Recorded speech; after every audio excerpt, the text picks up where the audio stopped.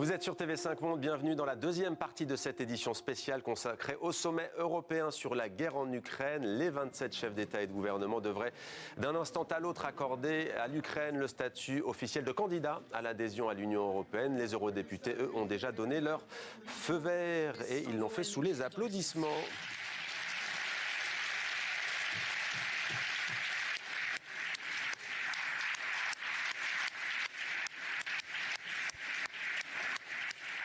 Voilà, la Commission européenne l'a déjà fait la semaine dernière. Didier Reynders, rebonsoir, merci d'être avec nous sur TV5 Monde. Vous êtes commissaire européen en charge de la justice. Patrice Ferrus nous a rejoint. Bonsoir Patrice. Bonsoir Mohamed. Notre rubrique à vrai dire dans quelques instants. On imagine que ça va beaucoup intéresser Didier Reynders. D'abord Didier Reynders, un sondage qui vient de sortir pour 65% des Européens. Appartenir à l'Union européenne est une bonne chose. Pour 59% d'entre eux, eh bien, la défense de la liberté et de la démocratie doivent être une priorité. La question elle est simple. Est-ce que cette guerre en Ukraine, elle a renforcé, selon vous, le sentiment pro-européen? Je crois que oui. D'ailleurs, c'est le message que la présidente de la Commission avait donné en allant à Kiev tout au début du conflit. Ursula von der Leyen avait parlé de l'attachement à la famille européenne, la participation à la famille européenne. Et on voit qu'à ce moment-là, il y avait quelques hésitations et petit à petit, on a pu consolider cette démarche jusqu'à probablement le statut de candidat que les chefs d'État et de gouvernement vont donner aujourd'hui et que nous avions proposé la semaine dernière. Je crois effectivement que beaucoup d'Européens se sont rendus compte que finalement, les valeurs auxquelles on est tellement attaché, elles ne sont pas acquises indéfiniment, sans aucun risque. Il peut y avoir des retours en arrière. Et malheureusement, l'agression russe en Ukraine... Les Européens se disent peut-être, on se met à la place des Ukrainiens, ils aimeraient bien être aujourd'hui Ça veut dire que vivre en paix, en démocratie, dans le respect des droits fondamentaux, donc des valeurs qui fondent l'Union européenne, ça peut parfois avoir un coût. Moi, j'étais très frappé de l'effet de cette agression sur les dépenses en matière de défense. Vous avez vu, en Allemagne, on a décidé d'augmenter les budgets très fortement. Dans beaucoup d'autres pays aussi, la Finlande, la Suède veulent rejoindre l'OTAN, le Danemark veut rejoindre la politique de défense européenne.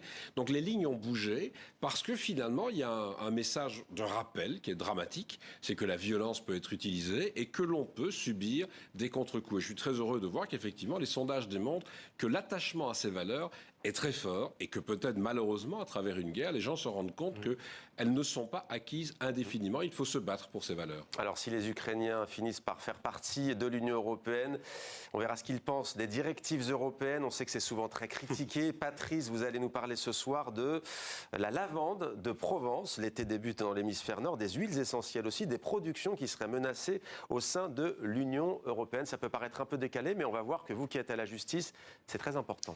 Oui, dans le cadre du pacte vert pour l'Europe, la Commission veut que les produits chimiques soient plus sûrs et cette révision, ça se traduit par une révision de la réglementation REACH qui encadre depuis 2007 la fabrication des substances chimiques au sein de l'Union. Donc cette révision est en vue et elle devrait permettre et aboutir en tout cas à un durcissement des tests sur les huiles essentielles pour mieux mesurer les risques toxiques. Alors l'intention est plutôt bonne, mais dans une tribune parue chez nos confrères du JDD, eh bien une centaine de sénateurs français critiquent la méthode. Écoutez.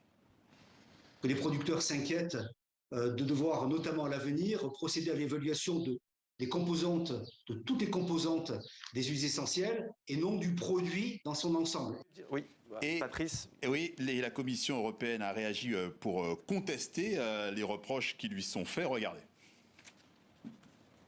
Dans les révisions prévues, la Commission n'a pas l'intention de modifier cette définition, ni de commencer à exiger une analyse de chaque molécule présente dans les huiles essentielles. La révision du règlement REACH ne prévoit pas d'interdire les huiles essentielles, telles que les huiles de lavande. Et que peut-il se passer maintenant, Patrice? Alors, vous avez peut-être d'abord l'angle mort. Vous avez surtout entendu que la révision du règlement REACH ne prévoit pas d'interdire les huiles essentielles. C'est ça qui pose problème. C'est un peu un angle mort, car elle dit a priori que rien ne devrait changer pour les producteurs de lavande, mais elle ne le garantit pas non plus. Du coup, les cultivateurs se méfient, d'autant plus que la filière a déjà connu des interdictions. Écoutez. Il y a tellement de plantes qu'on ne peut plus utiliser. Comme la rose, par exemple. La rose, on doit soustraire le génol, qui est soi-disant un allergène. Voilà, alors juste un mot quand même. Le génol que vous avez entendu, c'est un composé aromatique qui est dans la rose, Mohamed.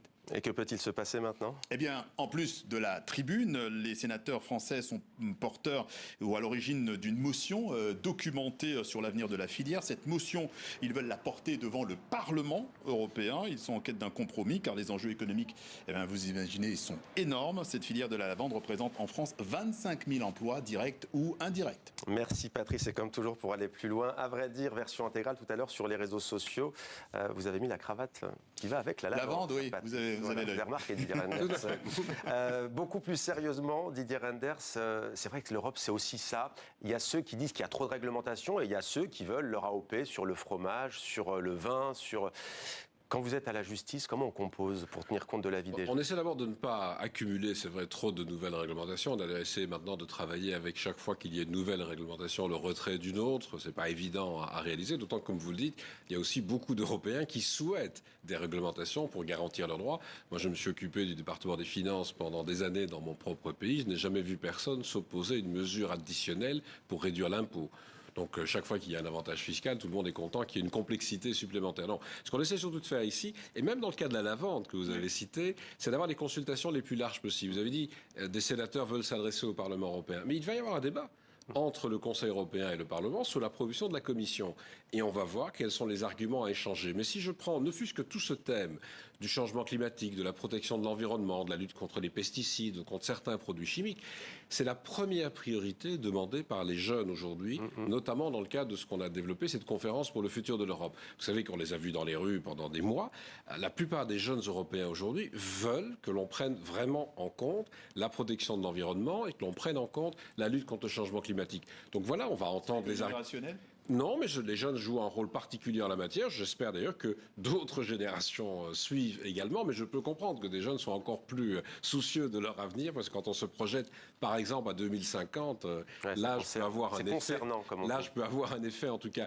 Mais tous ces débats ont lieu. Mais il faut savoir quelles priorités on veut réellement mettre en avant. Est-ce que l'on veut vraiment, par exemple, on a connu la pandémie, protéger la santé contre l'utilisation, vous en avez cité, d'un certain nombre de produits chimiques qu'il vaut peut-être mieux bannir. Alors, l'un des dossiers brûlants du moment, on le sait, c'est la question de la Pologne. Faut-il verser à ce pays les 35 milliards du plan de relance qui était bloqué parce que ce pays ne respecte pas les dates de droit? La Pologne a fait un premier pas en démantelant la cour disciplinaire des magistrats, un système très controversé qui pesait sur l'indépendance de la justice. Mais pour certains, c'est pas suffisant. Et le fait que la Pologne accueille 4 millions de réfugiés ukrainiens, ne doit rien changer. Ça ne doit pas être une monnaie d'échange. On a pour vous une eurodéputée polonaise que vous connaissez sans doute, Róża Thun. Elle a sa petite idée pour sortir de cet imbroglio. On l'écoute et on vous entend après. Je demanderai à M. Reynders, au commissaire Reynders et à la Commission européenne, qui savent très bien comment est la situation en Pologne, est-ce qu'il n'y aurait pas de possibilité de verser cet argent là où les citoyens peuvent profiter de cet argent, où la Pologne va continuer à se développer, qui est important pas seulement pour la Pologne, mais aussi pour toute l'Europe et en ce moment aussi pour l'Ukraine, et verser cet argent à ceux qui respectent le droit, c'est-à-dire les gouvernements locaux, peut-être les ONG, pour que les citoyens peuvent profiter de cet argent, de ce plan, et que la Pologne continue à développer. Voilà, donner ces 35 milliards d'euros, non pas directement aux autorités polonaises, mais pour que ça serve aux Polonaises et aux Polonais, c'est possible? Mais le débat n'est pas tellement là pour l'instant. Ce qu'on peut faire, c'est effectivement, dans le cadre du soutien à l'accueil des réfugiés, comme on le fait partout, c'est une démarche différente des plans, c'est mettre de l'argent à disposition, et cet argent, on peut essayer effectivement qu'il aille plutôt vers les autorités locales, vers la société civile, vers ceux qui font l'effort d'accueillir des réfugiés. Mais ça, c'est l'accueil des réfugiés, c'est séparé des plans. Pour ce qui concerne l'indépendance de la justice, parce que c'est ça le problème en Pologne, ce que nous faisons, c'est aller devant la Cour de justice. On a obtenu des condamnations, y compris financières. La Pologne a été condamnée à une amende d'1 million d'euros par jour. Ça fait déjà 200 millions aujourd'hui. Et on a retenu à ce jour déjà plus de 100 millions sur les paiements que l'on devait faire. Mais la Pologne dit que ce n'est pas gravé dans le marbre d'une constitution européenne et que c'est une atteinte à la souveraineté de la Pologne. Que répondez-vous? D'ailleurs, la Cour de Karlsruhe en Allemagne avait donné un avis qui va plutôt dans le sens des Polonais. Nous avions réagi, le gouvernement allemand s'est engagé à respecter les traités, parce que c'est dans les traités qu'il y a cette indépendance de la justice, et dans la charte des droits fondamentaux, vous avez comme moi, la charte des droits fondamentaux à l'échelon européen, vous avez comme moi le droit d'aller devant un juge indépendant. Ce que nous vérifions, c'est que la Pologne mette effectivement effectivement en place une justice indépendante. Pour vous, elle vaut le beurre et l'argent du beurre, la Pologne? En tout cas, tant que la Pologne ne se mettra pas en ordre, il n'y aura pas un euro payé sur le plan. Vous avez constaté, on a proposé d'approuver finalement des engagements de la Pologne, mais tant que la Pologne ne mettra pas ces engagements dans la réalité de législation, il n'y aura pas un euro payé. À ce jour, il n'y a toujours pas un euro payé du plan, et nous avons par ailleurs une condamnation de la Cour de justice où c'est en sens inverse, la Pologne qui nous doit de l'argent, et nous retenons cet argent sur les versements réalisés par la Commission. Donc c'est vraiment un enjeu majeur de faire en sorte que partout en Europe, on ait des justices indépendantes et donc le droit des citoyens comme des entreprises d'aller devant un juge indépendant et si possible qualifié.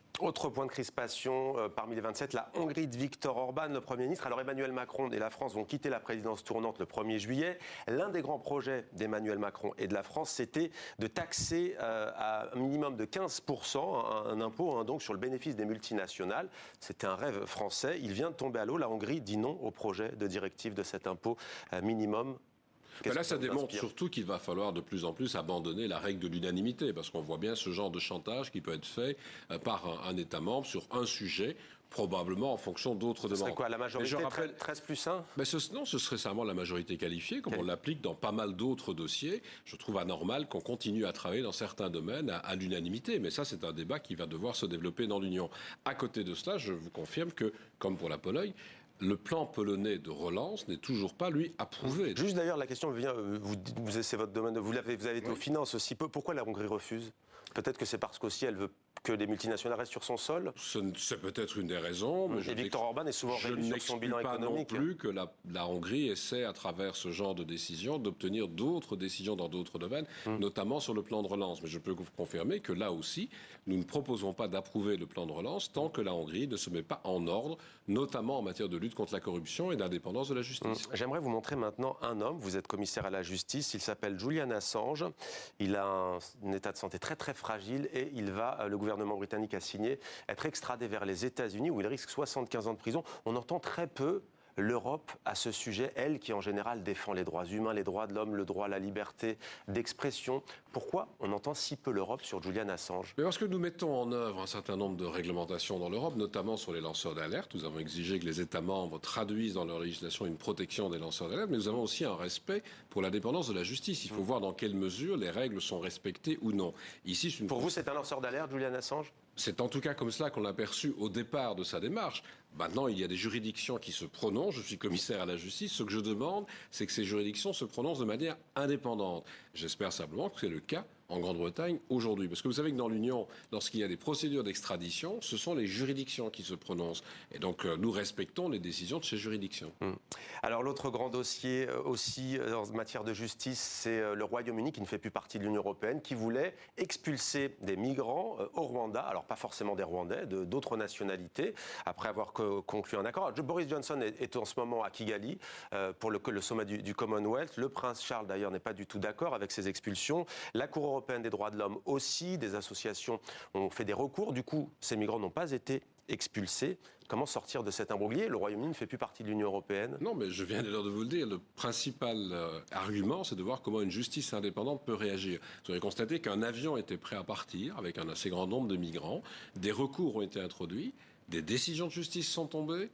Et le départ n'a pas eu lieu. Mais est-ce que ça vous choque, vous, le Danemark aussi a signé un tel accord avec le Rwanda? Ça me choque en tout cas si, concrètement, et c'est le cas ici, il y a une décision de la Cour européenne des droits de l'homme qui considère que c'est une violation de la Convention européenne des droits de l'homme que nous avons signée tous les pays européens, comme la Grande-Bretagne. Donc il est évident mais l'Europe a signé un tel accord avec la Turquie de Recep Tayyip Erdogan, ça choque moins? Non, ne regardez pas ça de la même façon. On les empêche de venir, on ne les expulse pas. Mais... Ici, vous avez vu clairement ce qui s'est passé avec un avion décidé à partir pour Kigali avec un paiement. Oui, mais est-ce que ça a donné ce genre de négociation? De la même manière, il y a eu des recours, il y en aura peut-être encore. Si la Cour européenne des droits de l'homme ou la Cour de justice de l'Union ou des cours nationales devaient s'opposer, par exemple, aux accords qui ont été conclus avec la Turquie, on en tiendrait compte. Je constate simplement ici, c'est pour ça que je vous en parlais sur le dossier précédent que vous me montriez comme Julian Assange, c'est de savoir si une justice indépendante se prononce. Et vous voyez que dans le cas que vous évoquez, la justice s'est prononcée et a bloqué quelque chose qui est contraire à la Convention européenne des droits de l'homme. Voilà pour cet autre grand dossier.